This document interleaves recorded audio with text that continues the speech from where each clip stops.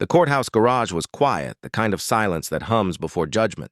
Only the faint click of heels echoed through the cold concrete as a black woman in a navy coat made her way toward her car. She carried no robe, no nameplate, just the quiet dignity of someone who'd spent a lifetime earning respect she rarely received. Then came the sound, a car door slamming, voices cutting through the stillness like blades. A white couple approached, faces twisted with irritation and entitlement. They accused her of taking their spot, their tone sharp, soaked in something far older than anger. She tried to explain, calm and steady, but their rage only grew louder, crueler, more public. The man's hand gripped her arm. The woman's insult landed harder than the shove. She didn't fight back. She simply watched, eyes steady, expression unreadable, as the security camera above blinked to life, capturing every word, every slur. Minutes later, she stood in silence beside her car, dusting off her sleeve. She looked up once more, not at them, but at the courthouse steps leading to her courtroom. Because in just 40 minutes, she wouldn't be the woman they tried to humiliate. She'd be the one deciding their fate. She walked up the courthouse steps with the same calm rhythm she'd practiced for years, not out of habit, but out of necessity. Every measured breath, every unflinching step was armor. Inside those walls, she was the Honorable Judge Naomi Carter, 22 years on the bench, former civil rights attorney and the quiet pillar of a courthouse that had seen more verdicts than apologies. But this morning felt heavier. The sting of the garage incident hadn't left her skin. She could still feel the man's grip, the hiss of the woman's words, the echo of disgust hidden beneath politeness. Naomi had spent decades teaching herself to rise above such things, yet here it was again, casual cruelty delivered in a parking space dispute. She wondered, not for the first time, how often power disguised itself as prejudice. As she entered her chambers, sunlight spilled through the tall windows, brushing across certificates and framed photos, her law school graduation, her parents on their porch in Alabama, and a faded newspaper clipping from her first case defending a young man wrongfully accused. Those reminders grounded her. They whispered the truth she'd built her life around. You are not what they think you are. You are what you choose to be. Her clerk, Daniel, knocked softly and entered with the morning docket. Full schedule, Judge Carter. 3 hearings before lunch. She nodded, scanning the files, her mind sharpening. But as she flipped through the pages, one case name froze her. A petty assault charge, 2 defendants, Mark and Ellen Porter. Her pen stopped mid-air. The same names, the same couple. For a moment, the courthouse clock seemed to stop ticking. Naomi exhaled slowly, steadying the storm rising inside her. Fate, it seemed, had a peculiar sense of timing. The woman they'd mocked and manhandled in a garage was now the one who would determine their immediate future. She said nothing. Didn't mention it to Daniel. Didn't let a flicker of reaction betray her. Judges didn't have the luxury of impulse, only of principle. But beneath the calm exterior, 1,000 thoughts flickered. Would they recognize her? Would they even remember her face? Or had she been invisible enough for their comfort that morning? Courtroom 2B filled as the session began. Reporters weren't present. It was a routine day, unremarkable on paper. Yet for Naomi, every sound, the rustle of papers, the squeak of shoes, the murmur of bailiffs, seemed to carry more weight than usual. When the defendants were escorted in, her gaze met theirs for the first time since the garage.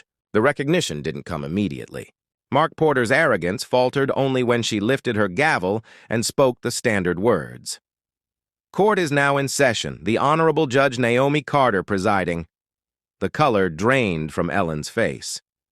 Mark blinked, confused, his mouth slightly open, as if the world had just flipped upside down. Naomi's tone remained steady, professional, detached.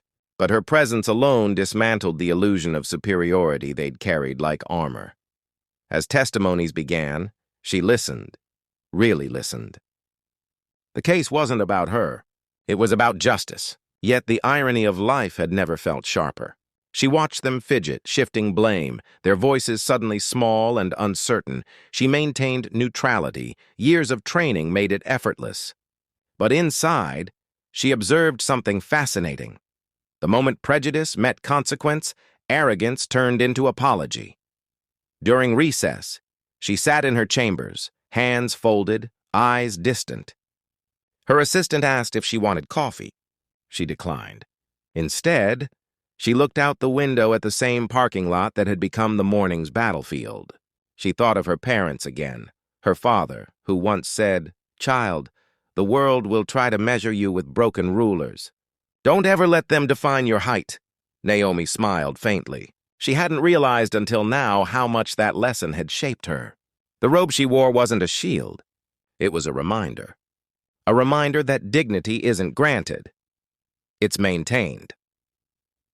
As court resumed, the defendant's attorney fumbled through arguments. Naomi noted every inconsistency, every deflection. She didn't seek revenge. She sought balance. Justice wasn't about payback. It was about restoration. But as the couple glanced nervously at her, it became clear that this trial wasn't just legal. It was moral. By noon, whispers spread across the courthouse. Some clerks already knew. The rumor of what had happened in the garage was circulating. Yet Naomi kept her focus unbroken. Her power wasn't in exposing them publicly. It was in showing the difference between what they expected from her and what she chose to be. When she adjourned the morning session, the courtroom emptied slowly.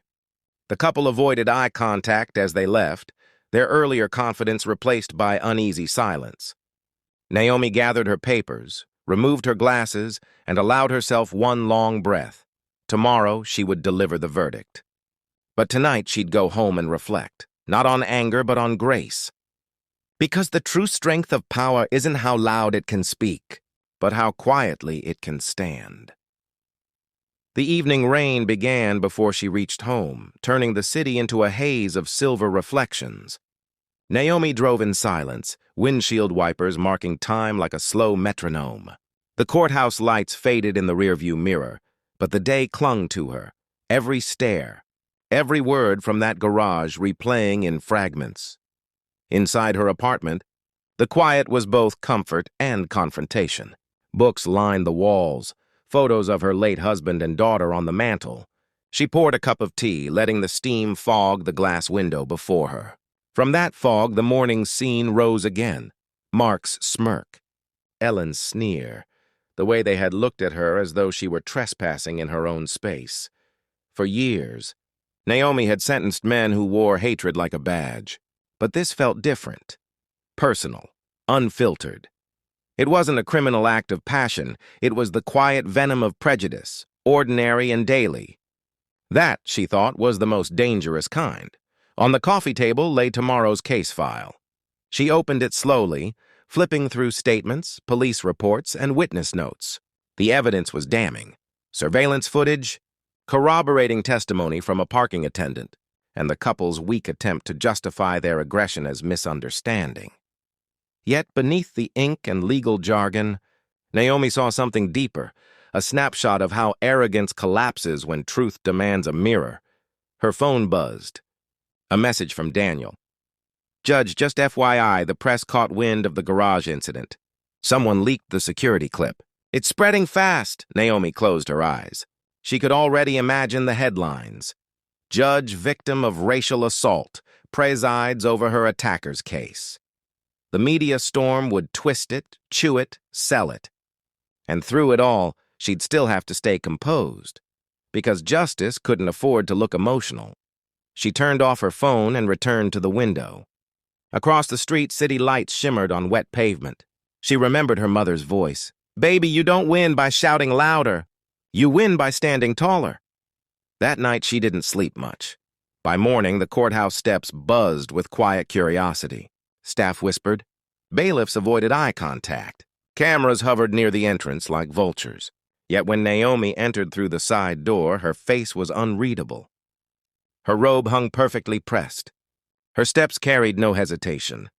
In the courtroom, the defendants sat stiffly beside their attorney. They looked smaller now, fragile, exposed. The world had seen what they'd done, and there was no unseeing it. Naomi's gavel struck once, echoing through the hall like thunder. "Proceed," she said calmly. The prosecution began, methodical and unrelenting. The footage was played in silence. The confrontation, the insults, the shove. Gasps rippled across the courtroom as words once whispered in arrogance now echoed through public record. Ellen lowered her head. Mark stared straight ahead, jaw tight, pretending composure. Their lawyer spoke of momentary frustration, of parking confusion, but the video made their excuses sound hollow. Naomi watched without flinching. Every insult she'd endured that morning now replayed under fluorescent courtroom light, yet she refused to let emotion become spectacle. She wasn't there for vindication. She was there to uphold the balance between wrongdoing and consequence. The defense argued remorse. They painted the couple as law-abiding citizens with no prior record, victims of social tension. It was the same old narrative, racism rebranded as misunderstanding. During recess, Naomi returned to her chambers. A court reporter followed, asking for comment. She declined. Alone again, she looked at her reflection in the mirror behind her desk. The woman staring back wasn't angry anymore. She was resolute. This case, she realized, wasn't about two people lashing out. It was about what happens when accountability meets the mirror of privilege. It was about the millions who endure insults they can't report, who swallow pain just to make it through another day. The second half of the session began with testimonies. The parking attendant took the stand, a young man named Carlos, nervous but clear. "She didn't do anything, ma'am," he said, eyes darting toward Naomi. They lost it. Started yelling. "I told them to stop." Naomi listened carefully, her face impassive but her heart heavy. His testimony confirmed what the footage already showed. Yet his nervousness reminded her how fear trickles downward, how witnesses often suffer in silence too. When the defense had their turn, Ellen broke down in tears. She claimed shame, regret, misunderstanding. But Naomi had spent decades discerning genuine remorse from courtroom performance. The tears were real, but they weren't for the woman they'd hurt. They were for themselves, for the crumbling comfort of imagined superiority. By late afternoon, the hearing concluded. The crowd dispersed, but whispers remained. Journalists hovered outside, hungry for statements. Naomi exited through a back corridor, her escort close behind. That night she drove again, this time without rain, without noise. The city seemed to exhale with her. She parked by the river, stepping out into the soft wind. The verdict she would deliver tomorrow wasn't just a sentence. It was a message. She thought of the generations before her, the ones who had stood in courts not as judges, but as defendants for crimes of existence. She thought of the marches, the laws changed, the voices silenced. And she thought of how far she'd come, how far they all had. Justice, she realized, isn't measured by punishment. It's measured by transformation, by what the guilty learn when stripped of excuses. As she stood by the water, Naomi whispered a line her father once told her before his passing. "When they go low, baby, you don't rise above them to be seen. You rise above them to stay clean." Tomorrow, she would do exactly that. The morning sun broke through the courthouse windows, casting long golden beams across the marble floor. The building, usually humming with routine, carried a quiet tension today, as though the walls themselves knew what was about to unfold. Naomi arrived early, robe draped over her arm, heels clicking in a rhythm of calm defiance. Outside, the press waited. Their cameras flashed as soon as her car door opened. She didn't flinch. To them, she was the headline, the judge who faced her attackers. To her, she was simply a woman doing her job. In courtroom 2B, the seats filled faster than usual. Lawyers, clerks, and curious onlookers gathered, drawn by the story that had already become legend in whispers. The defendants sat side by side, Ellen pale, Mark rigid, both looking as though they'd aged decades overnight. The arrogance that had once fueled them had drained away, leaving only the raw fear of accountability. Naomi entered, and the room rose. "Court is now in session," the bailiff announced. The gavel struck once, a sound both final and ceremonial. She began reading the summary of the case, her tone measured, steady, stripped of emotion but full of authority. The defendants, Mark and Ellen Porter stand charged with misdemeanor assault, aggravated by evidence of racial intent, she began. The evidence includes surveillance footage, witness testimony, and the defendant's own admissions. Mark's jaw clenched. Ellen gripped his arm tightly, eyes glistening. Naomi continued, each word deliberate. This court acknowledges the defendant's lack of prior record, as well as their claim of remorse. However, this incident reflects a pattern far more dangerous than physical harm, a pattern of dehumanization, masked by civility. The room fell silent. Her voice grew softer but sharper. Every day, people are told in 1,000 small ways that they don't belong. In a parking lot, in a classroom, in their own neighborhood. This court will not treat such acts as harmless frustration. Words matter. Intent matters. Humanity matters. Ellen began to cry openly. Mark looked away.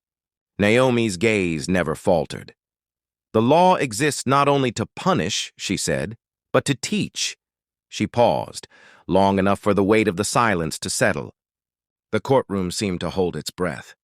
Therefore, she said finally, this court sentences the defendants to 6 months of community service, including mandatory participation in the Diversity Restoration Program, a public apology recorded for civic education, and probation under supervised behavioral review.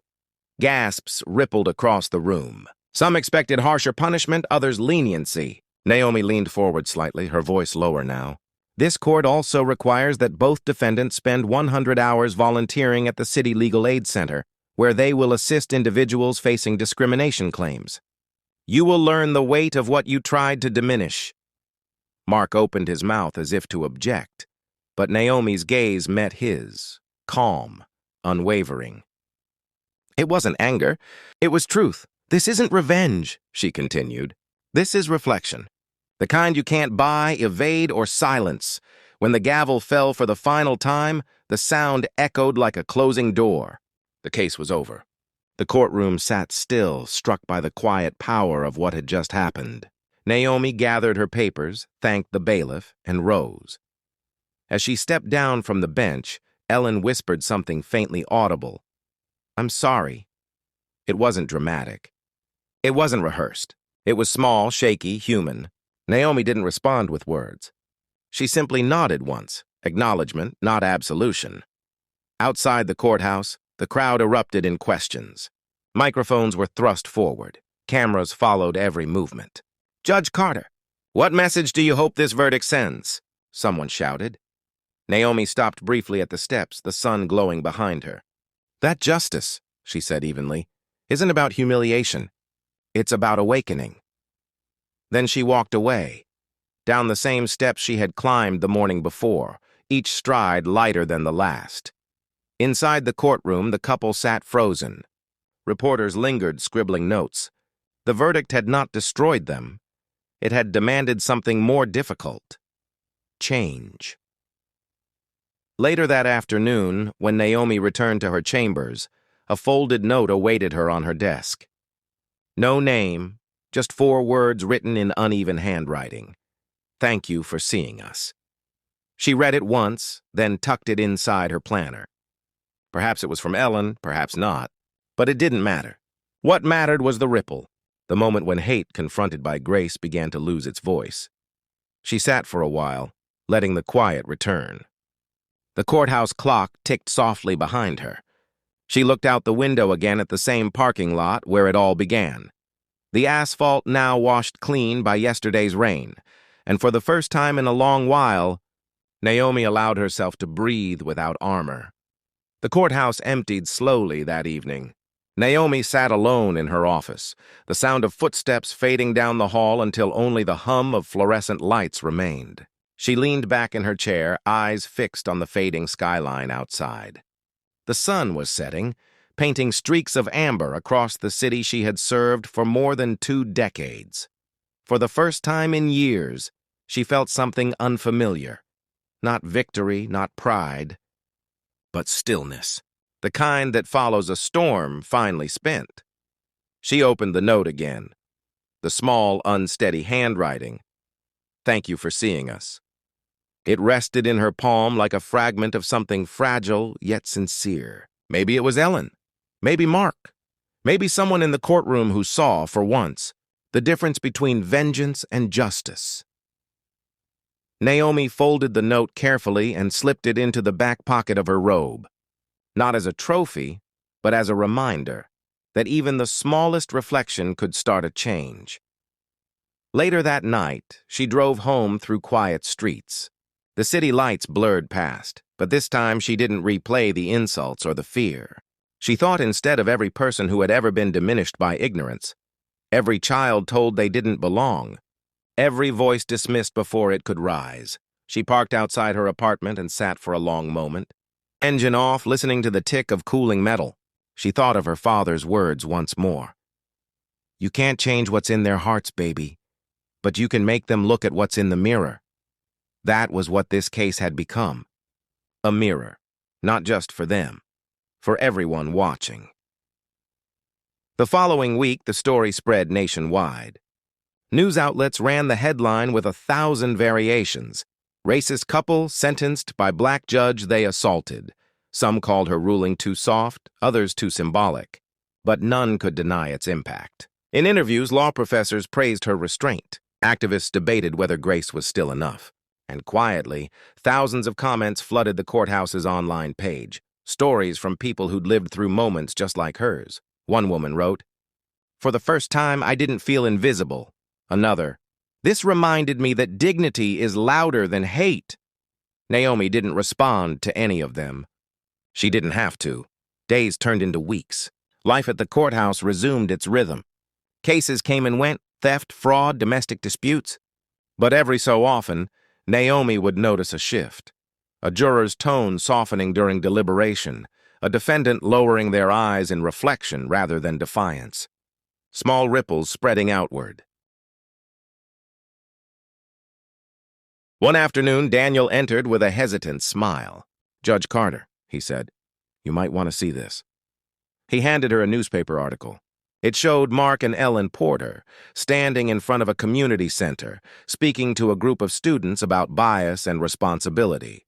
The headline read, "Former Defendants Lead Diversity Workshop, Inspired by Their Case." Naomi stared at the photo for a long time. Ellen's posture was uncertain but open. Mark looked uneasy, yet humbled. Growth, even in discomfort, was still growth. She placed the article beside the note. Two artifacts from one story. Proof that change doesn't always roar. Sometimes it whispers, quietly but persistently. That night, Naomi visited her father's grave. The cemetery was calm, lit by the last blush of sunset. She brushed the leaves off his headstone and knelt, the breeze lifting strands of her hair. "Daddy?" she murmured. "I didn't shout. I didn't punish. I just showed them." She smiled faintly. "You were right. You always said the strongest verdict isn't in the sentence. It's in what people do after they leave the courtroom." She stayed there for a while, talking softly, as if the wind could carry her words upward. When she finally rose to leave, the sky had deepened into twilight. Streetlights flickered on one by one, small points of light cutting through the dusk. Driving home, she passed the courthouse once more. The garage lights glowed, the same space where the story had begun. She slowed for a moment, remembering how it felt. The humiliation, the restraint, the decision not to react in anger. She realized then how full circle life could be, from being a victim in that space to transforming it into a lesson for the world. She smiled. Not because she had won, but because she had stayed herself. At home, she poured tea again, sitting by the same window where she'd once stared into the rain. But tonight, she wasn't alone in thought. Across the city, people were talking, in offices, in classrooms, around dinner tables, about bias, empathy, and what justice really means. And somewhere in that same city, two people who once saw her as lesser were now helping others see differently. That was enough. As the night deepened, Naomi turned off the light and whispered to herself, almost as prayer, "May the world learn, not from punishment, but from the reflection justice leaves behind." She closed her eyes, the city hummed steady in the distance. The story that began with hate ended with understanding. Not perfect, not complete, but real. because sometimes the most powerful verdict isn't spoken from the bench. It's whispered in the silence that follows, when the heart finally begins to change.